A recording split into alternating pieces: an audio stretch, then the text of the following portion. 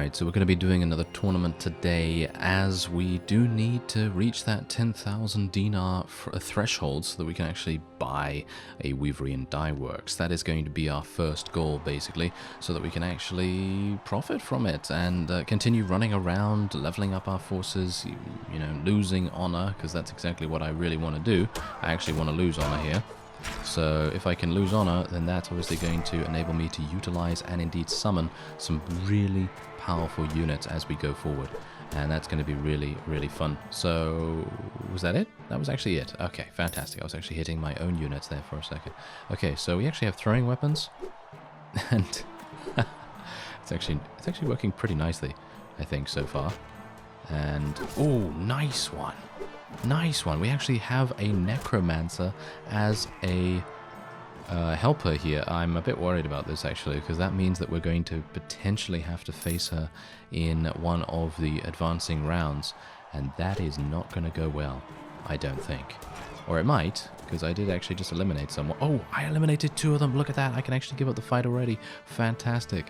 That's really nice. So 4 teams. Oh, okay. That is a free-for-all if ever I saw one. This is going to be problematic. Oh dear. I am worried. Oh, maybe not. Maybe I don't need to be worried. Yes. Oh dear. Ooh, that was bad. Maybe I can do some damage to him. Yes, take out his horse at least. Do some damage to him. He only has a 2-handed. I should be able to win this. Yeah, there we go. Alright. Not too bad. I was a bit worried there for a second. I thought I might actually die. But no, we were lucky. Alright, so this is the penultimate round. 2 versus 2. They both have horses, which I'm a bit worried about. But I think we should be okay. Whoa, that was some damage. That was some massive damage right there. Oh no, come on now. Yes. Yes, okay, come on, yes, come on, Mr. Undead person. Yes, you're doing a fantastic job. I don't know whether I really want to fight him in the final round, but if he's got a 2-handed, then I suppose it's actually going to be fine. Although he does seem to come with a shield as well, so we might have some difficulties there. Anyway, this is a 1 versus 1. Does he have a 2-handed? Yes, he is. He is using a 2-handed, so he is going to die. I don't think we have any worries. No, absolutely no worries whatsoever. I'm actually really pleased that the mod creator changed it so that you actually have a pretty significant amount of power throw when you first start off, because obviously that makes everything so much easier. Anyway, I suppose we should go into the feast. Actually, this is not going to do anything because there's actually no one here. I think there's one person. Lady Ludmila. Okay, hello. You're a human. Obviously, most of the ladies are probably not changed to different models just yet, because obviously this is a early version of the mod.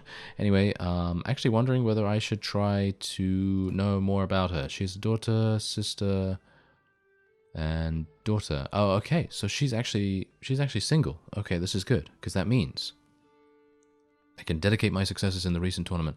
So she's now 4. And we could do this. Yeah, okay. I should really never do that, should I? I should really never do that. Okay, so yeah, we are here at Ludazal, and basically what I want to do is I want to try and finish this looter quest, because this looter quest is basically the one thing that is stopping me from buying a Weaverian Dye Works right now. As you can see, I have 12,000, so I should be able to do it once I have completed that looter quest, because I actually did go into the Guildmaster to try and see how much profit there actually is going to be once the Weaverian Dye Works is constructed, and unfortunately it doesn't allow me to go through that menu because he continually tells me, have you killed all the looters yet? And so on. So we're going to have to hunt him down a little bit.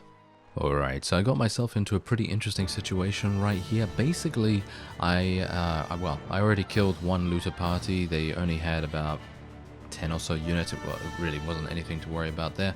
Very easy to eliminate. And now, these guys are going to be a little bit different. These are minotaurs.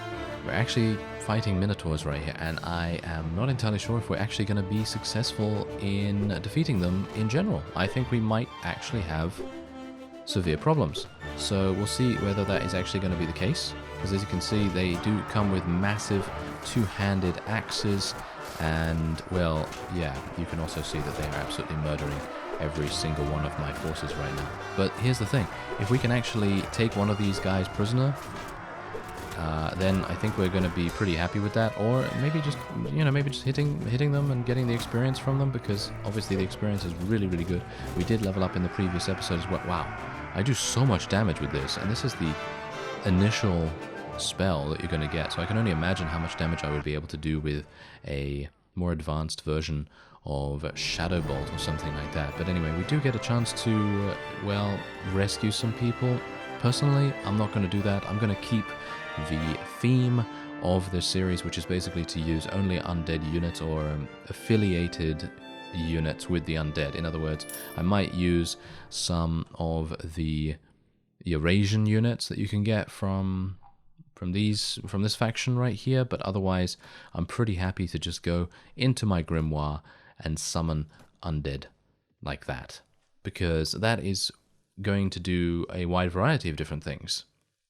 So let's actually just do a test real quick, just so you can actually see what's happening here. So we have -9 honor. I'm going to need to get much more honor loss to be able to make use of, you know, the more advanced necromancy, and I'm not entirely sure how I'm supposed to do that. So let's actually just take a look. I'm going to summon Undead 3 again. We had -9 honor, right? So if we had -9 honor, hopefully we have -12 now. I'm hopeful that because it is Undead rank 3, the spell, that it will give me, yeah, it gives me -2 honor. Okay, I was thinking it would give me -3, but okay, that's absolutely fine. So that means that every time I summon those undead, I'm going to get -2 honor, which is really good in my opinion. So otherwise, apart from that, I have leveled up, and it would probably make sense for me to spec an additional point into intelligence right here so I can get some more necromancy, some more magic power, and obviously I do want to be able to get a good amount of cash. I mean, once I have, you know, constructed a Weavery and Dye Works in Ludazal, which is hopefully going to be relatively soon, and then I will maybe be able to save up enough cash to get a recipe for a health potion or mana potion or whatever the case may be, because then I can sell those things to marketplaces and make a good amount of cash, or at least I hope that that is the way things will go. And I gotta say, that's one of the coolest things about a mod giving you the option to be some kind of summoning character, because obviously necromancers, they're well known for summoning undead, and other summoners are known for summoning like elementals and things like that, and I think that that's actually really cool. I love that kind of gameplay because it basically makes it so that your units, even though they're, I mean, let's face it, these units are super like low tier. They're not very good against basically anything. I mean, you saw how many we lost against those minotaurs, but in the grand scheme of things, that doesn't matter because you can just summon a whole bunch more, and then you have your army back up to, well, not even full strength really, obviously, because they do lose some levels and things like that, and the undead footmen are much better because of their armor than the undead walkers, but in the grand scheme of things, you really don't lose that much. Amusingly enough, from that particular fight with those looters, I actually leveled up just now, so I'm actually going to spec a little bit of extra points into intelligence and alchemy, and we'll go for another point in pathfinding as well, because personally I don't think, unless power throw, power strike, and so on and so forth go to 15 in this mod, I personally don't think I really need to spec too much into strength.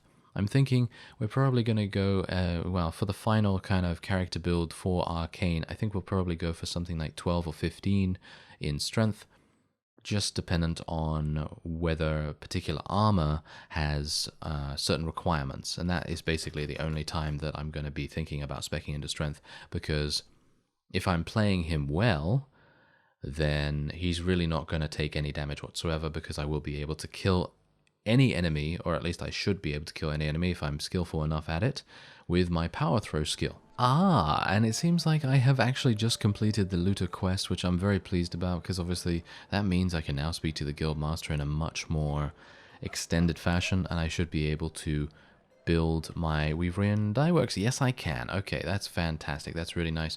So let's do that. That's going to give me 766 dinars a week. This is mainly the reason why I wanted to build the Weavery here, because if I didn't build it here, then well, I would probably be getting about 480 to 520, something along those lines per week. And I think those extra dinos are going to come in mighty handy. So there's 10,000 spent there. Do you have any other jobs? No. Wait, hunt down those troublesome bandits? No, you know what? I'm not going to do that. Alright, so I have now traveled over to a neighboring faction because what I want to do here is I would like, if at all possible, to raid a village. Now, ironically enough, I'm basically helping them. I'm basically helping these villagers against goblins because they have been infested by goblins, and I kind of want to kill the goblins just for fun because I'd like to see, you know, what these goblins are all about and everything, but as you can see, I'm basically able to kill them very, very easily. I'm thinking that I probably should get some more strength anyway, just for some iron flesh. I think the iron flesh is really going to help us out. And what's actually going on here? There we go. I thought to myself, why am I missing that guy? Look at that. It's just like, that's kind of weird. I guess I'm just not shooting him properly. But anyway, the point is that there we go. That is a pretty nice victory right there. I actually did summon some skeletons because with the extra point in necromancy that we just gained, I was able to summon, or I was able to use the summon spell for skeletons too. And so I was thinking, oh, what's that all about? You know, does that give me a greater honor penalty? And it turns out that no, it does not give you a greater honor penalty. It gives you -1 honor, which is unfortunate, but it does summon 20 skeletons. These skeletons are not that good, unfortunately. So I'll probably just stick to summoning the zombie kind of guys instead. And what we're going to do is I'm actually going to take the money instead of, you know, refuse stating that they need these items more than you do, because obviously we do not want to gain any honor whatsoever. Ooh, I think I may have just found a slight loophole, shall we say, in losing honor. And I think this is, I mean, obviously this is intended. I mean, this is not a bug or anything. It's like, you know, I think it's just exploiting the game mechanic slightly. And anyone can do this. Anyone can do this, by the way. So if you are playing a Necromancer and you want to get to -50 honor, which is exactly what I'm aiming for here, then this is a really, really good way of doing it. I'm actually just going to show you just like a couple of times just so you can actually see it in action. So as you can see, we're right here with some village farmers. They're already kind of annoyed at me because I've obviously said, oh, I'm going to take everything you've got. But if you continually do this, as you can see, you lose honor every single time. Now, obviously, this is going to make the kingdom and the village and the lord that owns everything, he's going to be really annoyed. He's literally going to be so annoyed at this. But the thing is that I can basically do this in an unlimited fashion, and as you can see, I now have -24 honor, literally just from doing this over and over. How much do I lose every time? 2. I lose 2 every single time. So if I do this, basically unlimited, until I have 50. Oop, I almost misclicked there for a second, but let's just say that I do this until I have 50, and then I can summon demons, and then potentially I will be able to actually do something a little bit more impactful in the game, rather than just attacking looters and bandits and so on and so forth. But now that we have that Weavery and Dye Works, I think we should be able to do something pretty fun, because obviously my wages will be slightly less extravagant, or at least I hope so, and then as a result my demons will not make me go bankrupt, because obviously we still, you know, we still have some wages for them. So I think that's it. Yeah, there you go. So I'm going to do it once more, just so that we can see what's going on. And I'm actually going to go into the village here, because I would like to loot and burn the village as well. We're going to lose some honor there too. But let's actually see whether... Well, I was actually hoping that he wouldn't come over, but I kind of expected that. He really hates us. Yes. Okay, so he has 150. This is actually something... You know what? I'm actually going to leave my forces behind. This is the cool thing about being a Necromancer. You can basically just leave your forces behind, and you really don't have to worry too much. He's got 94. Don't worry about this. Don't worry about me coming over here and leaving my forces behind, because it really doesn't matter in the grand scheme of things. So what we're going to do... Go over your demon pact. Summon imps. So you can actually summon imps there. Yeah, that's what we're going to do. So we can summon imp too. So let's do that. Let's summon some imps. We're going to lose honor from doing this as well. And let's see how many we actually get. Did we actually... Oh, we didn't get any because I don't have any space. That's great. Ugh, I actually thought I had enough space to be able to do that, but no such luck. Okay, so let's summon Imp 2. Okay, let's see how many we actually get. Did I actually get any? I think I got some.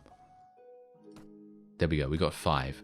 But as you can see, they're obviously just imps, and they're not obviously as powerful as you would want them to be, but they do have, as far as I'm aware, they do have spells, so that's obviously going to be pretty cool. I'm actually wondering whether I can, maybe I can get less honor. Maybe I can go back and see if I can get less honor even from now, you know, maybe even more to make that really make a really powerful demon. Maybe we can do something like that. Yeah, let's actually go back and see if I can maybe find another village or villager and see if I can do that repetitive action again to try and improve my honor loss. Yes, this is just ludicrous, isn't it? It's like, oh, you've got to lose honor. Yes, well, I'm perfectly fine with doing that. Oh, whoa, Black Dragonkin. We don't want to be involved with those guys.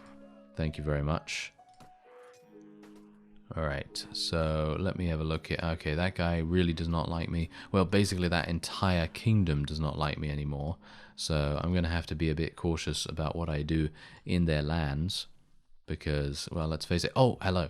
I need you. Come over here. Oh, no. This is bad. I'm losing some more people so that I can hopefully catch these guys up.